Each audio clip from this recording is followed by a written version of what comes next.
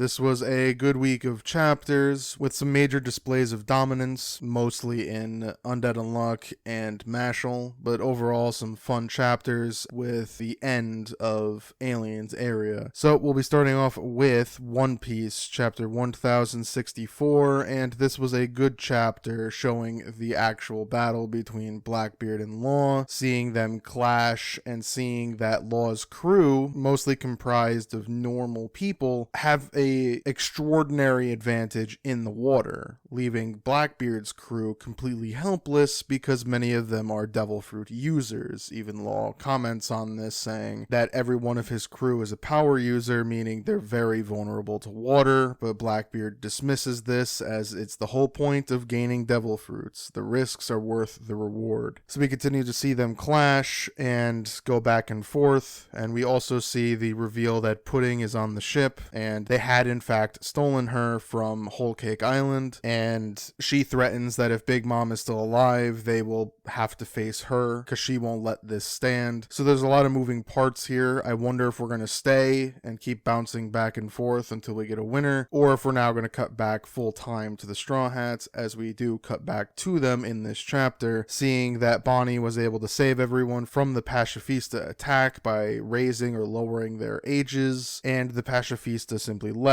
We see all of them kind of bond together, mostly the Straw Hats bonding with Bonnie and agreeing with her, as she does not believe Kuma would agree to becoming a cyborg. Everything else, whatever, but the cyborg part just meant death in her eyes, so she doesn't understand why he did it and wants to know why. They'll agree to more or less help her, as we then see the other side of the Straw Hat crew as they follow Lilith into the main facility, as they all get their costumes for the arc, except for Brooke and Zoro, who don't seem too comfortable with the whole arrangement. And we see at the very end of the chapter that either the main body of Vegapunk or one of the more calm leader-like ones of the clones seemingly knows their time is coming to an end and want to tell Dragon something, or work with Dragon, something with Dragon, thus leading to something extraordinarily interesting on what that could be. So overall, I think I'll give this chapter an A. It was great seeing the actual fight between Law and Blackbeard, seeing Law actually do some good work, and the rest of his crew actually pulling some decent weight, knowing that if their ship goes, they can escape, and the Blackbeards are stuck, so they can get away. So the advantage is actually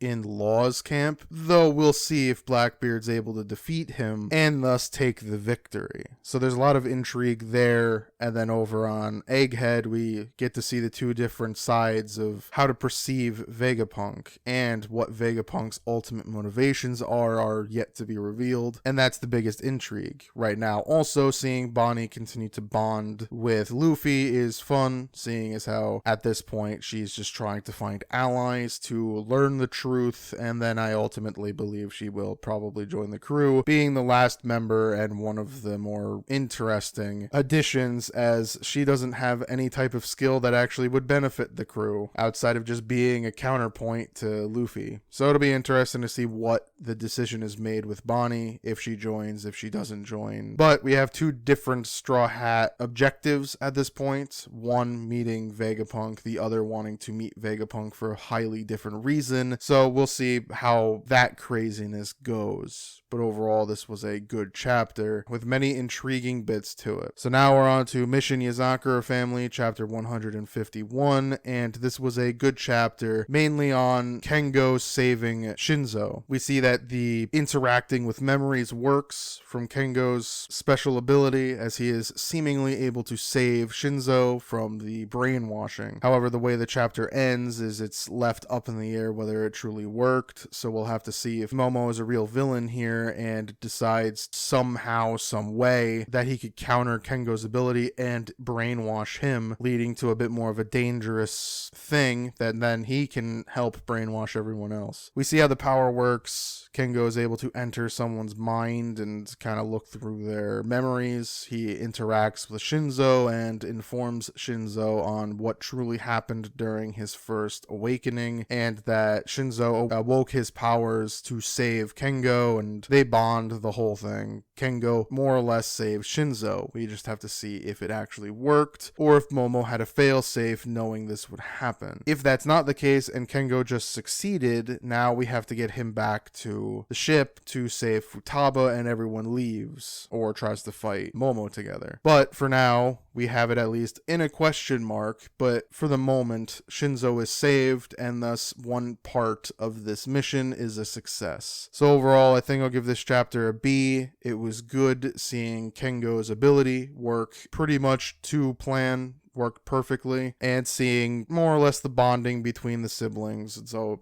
it's pretty good in that regard, seeing more character growth and seeing how interlocked they all are. It'll be interesting to see what direction this decides to go in, like I said, with Momo able to counterbalance Kengo's ability, or if this was just a flat-out success. We'll have to see. Maybe he loses Shinzo but gains Kengo, something of that nature. The next chapter will tell us what direction this is going to go, because this one left on a more or less cliffhanger. So now we're on to Undead Unluck, chapter 132, and this was a great chapter showing the end of Ragnarok. We see Fuko and Luna leave the round table as they are transported to the moon, thus leaving everyone else behind, and we see that the author was there actually writing the whole thing down, finishing his story, only to witness what Ragnarok truly was, which is there were more suns arriving on the earth, and everyone is just sitting there completely terrified and almost in awe at the fact that everything they just did was only able to stall one of them for 13 minutes. Now there are many of them arriving. The only one that doesn't seem really phased at all and continues his attack is Victor, and he goes right after all of them, just attacking non-stop. So we do theoretically get the end of everyone in that loop, as when we cut to Fuko on the moon, we see the earth more or less explode and get destroyed, swallowed up by the sun, in a manner of speaking. She is very upset by all of this. Luna explains that Juiz was very much in the same way, always putting on a brave face for her friends, as she then teleports away and is very emotional watching the earth get destroyed. I imagine it would be. Fuko is then very much determined to do everything in her power to make this loop the final loop and to make everyone's hard work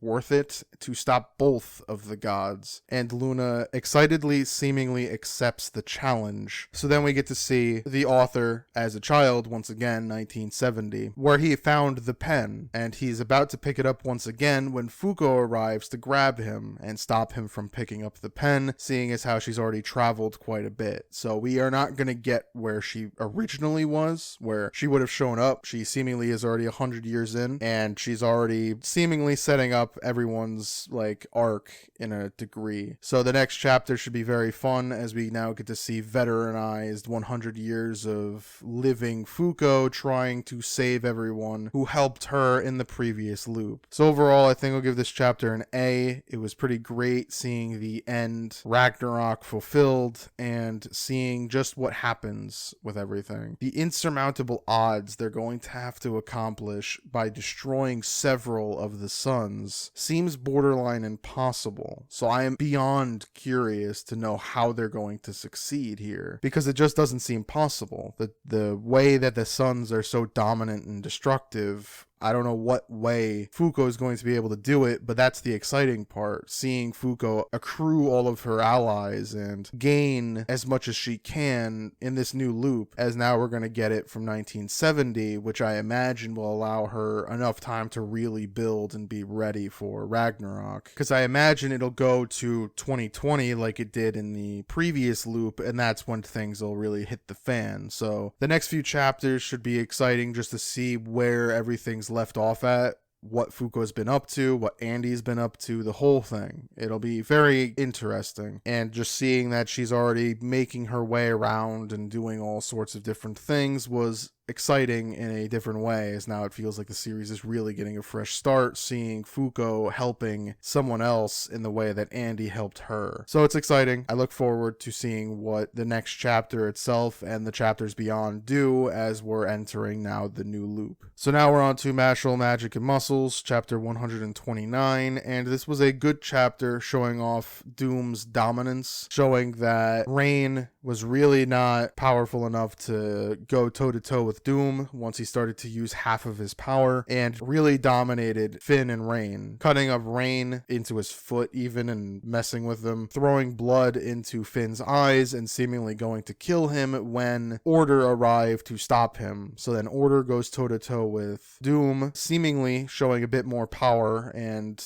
holding his own for all of a few minutes before Doom starts using more power, about 60%, and things don't go well, as Doom is now very much overpowering Order, and now everything looks like it's in trouble again. So I imagine the leader is going to have to arrive to save everyone before ultimately Mash will have to, as we see that the Sword Divine Visionary is able to power up through the power of honey and is slowly able to turn the key, as Lemon and the Troll Apprentice are cheering him on. So overall, I think I'll give this chapter a B. It was good seeing the continued fight with the Divine Visionaries and Doom, and seeing that Doom is unconquerable. He's absolutely indomitable and beyond anything we've seen thus far, so it'll be interesting to see how they overcome him, if they even can. It's really up to the final Divine Visionary whenever he arrives, if he is purposely waiting for his grand entrance or whatever. It'll be interesting to see if he's able to hold his own against Doom, or if more or less he's just another relative foil until Mash can arrive to save the day. It'll be interesting. That's sort of the one thing that's left for this story, is to see if they can defeat Doom, leaving only Innocent Zero for Mash to defeat, or if Mash has to take down Doom in a relatively quick fashion to show just how much more powerful he's become through his training. So we'll have to see, but this was a fun chapter, just showing more of the fighting and just how powerful many of these characters are. So now we're on to Sakamoto Days, chapter 92, and this was a good chapter showing Sakamoto go toe-to-toe with the director, as his form change makes him much faster and he still seemingly has a lot of power, as we see that the director is also getting serious, as he's going to need to use every ounce of his ability to defeat this version of Sakamoto. We'll see if he succeeds, or if Sakamoto is able to pull off his overpowered might and defeat the director. We then see that Shin's group is making their way towards the database with a horde of zombies behind them, and many of them figure out that the hypnosis, if hit just simply in the head, their brainwashing is kind of kaput. They are fine, and so Shin does this a few times, saving a few, but ultimately they are pushed off of a ledge before being saved by the grandfather, the database. And so he saves the two of them and tells them that he knows a secret about Slur, says his real name, I believe, and that he understands that he's the one in the most danger, but decides that he wants to save the JCC. So once he does, then he'll tell them the secret. So we get to see that. We also see that he's actually pretty powerful, at least what the aura he presents himself as. So it'll be interesting to see what his skill set is. But before we get to even go further there, we then see the invisible guy find the masochist villain, and the invisible guy betrays Shin and Co., wanting information on his brother, and is willing to give up where the database is located. So I don't know if he's really betraying everyone, but in this moment he is, for his own goal of saving his brother. So it'll be interesting to see how now this factors into everything, as the invisible guy will either fight the masochist or he'll not and just simply go looking for his brother or something, while then Shin and the database's grandson will have to fight the masochist guy and see if they can survive, while Sakamoto's stuck fighting the director. So there is a lot of interesting things going on here. overall, I think I'll give this chapter a B. It was good seeing the fight between the director and Sakamoto level up once again, showing that this director guy is the real deal, as Sakamoto is going all out and the guy can handle the attacks, as well as seeing that Shin has made it to the objective of finding the janitor and now having a new objective to save the JCC, because the janitor won't tell the secret until they do. So now there's multiple battlefields, quote unquote, especially with the invisible guy betraying everyone. It'll be interesting to see how this arc continues to flow from here. Will the battles converge into one sort of super fight, or will each one continue to work separately until different winners converge onto the same location? It'll be interesting, but for now, this one was a good chapter, just showing that many of the early objectives were met, and now we're on to the second objectives in the continuation of this story. So now we're on to Aliens Area, chapter 20, and this was the final chapter of the manga. The chapter itself was fine. They are able to save the guy who caused the fire, as well as get the building out through use of their technology, saving everyone who was trapped inside, and was able to make all the arrests and so on, leading it that the captain and the main character talk,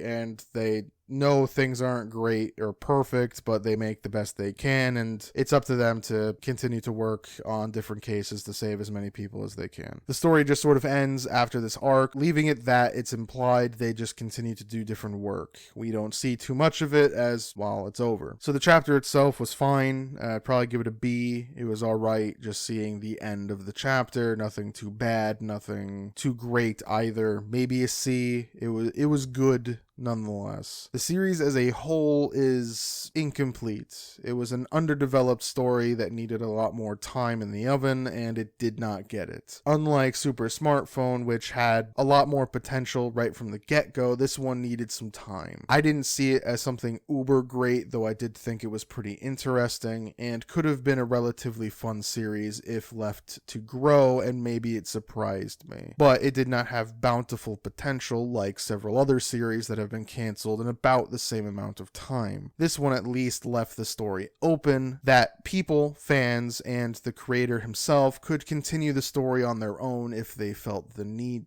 to, because it didn't just blatantly end like several other stories. So in that way it was alright, but the series as a whole gets a C-. It was fine for what it was, but it didn't get enough across and didn't quite capture the imagination quickly enough that it could really stand on its own. So it was a good series. It was a fine series that was able to do some interesting things, but ultimately it lasted about as long as it could have without a major hook to save it. So that was all of the chapters. It was a pretty good week overall, with a lot of different displays of dominance, from Law's crew showing their dominance in the water, and Blackbeard's crew showing dominance on land, Undead Unluck, the sun, showing its dominance during Ragnarok, as well as Mashle with Doom showing off that nothing can stop him unless he himself wants to stop. Sakamoto showed that he was still very powerful, dominating a high-level character that hasn't struggled since we've seen him. Different displays of dominance. So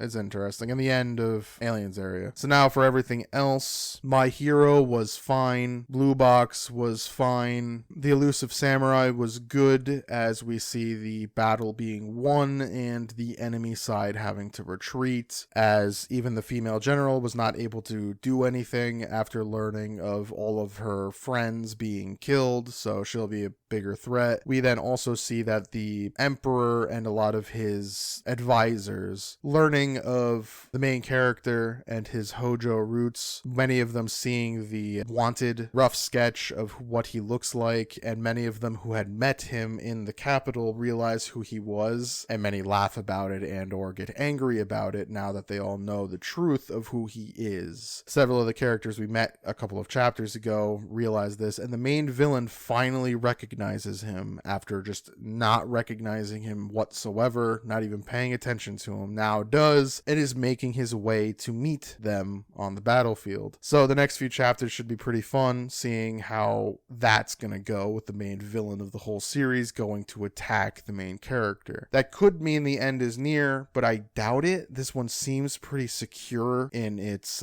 story, so I can imagine this going for a while. But with cancellation season seemingly in full swing, you never quite know what's going to get axed next to make room for another failure of a series in next year's crop of new stories to come out. P times 6 was good as we get the continued conflict for Lucky on what he's going to do, as we see the inner Lucky, the genius Lucky, still wanting to break free and seemingly getting an opportunity to do so, as Lucky is sitting on his piano getting ready to do what he wants to do, make people happy through his music. So it'll be interesting to see what the next chapter holds, as it looks like we're going to get the performance. I don't know what's going to happen and what decision will be made. It's very interesting, and I look forward to see what happens, because there's so many things that could happen that I just don't know where it's gonna go. I'm excited to see it. And Ginka and Luna continues to be fun as they're making their way to the guild when Minigeen is kidnapped, and the main character seemingly has a foil to fight, a villain who kidnapped Minigeen, and it'll be interesting to see how this goes, as this could be another instance of main villains showing themselves immediately, then having other villains have to live up to that hype and falling very much flat, thus killing the series very quickly. It'll be interesting how this is navigated, if this is just a misunderstanding and this is just a regular high-level sorcerer who's just a bit arrogant and doesn't really care for people, thus rubs the main character and cast the wrong way, but ultimately is still a quote-unquote good guy, but we'll have to see. So that was all of the chapters. It was a good week overall, and it looks like we have most of the chapters returning next week, so it should be a good one. So if you enjoyed this video, please leave a like, and as always, thank you for watching.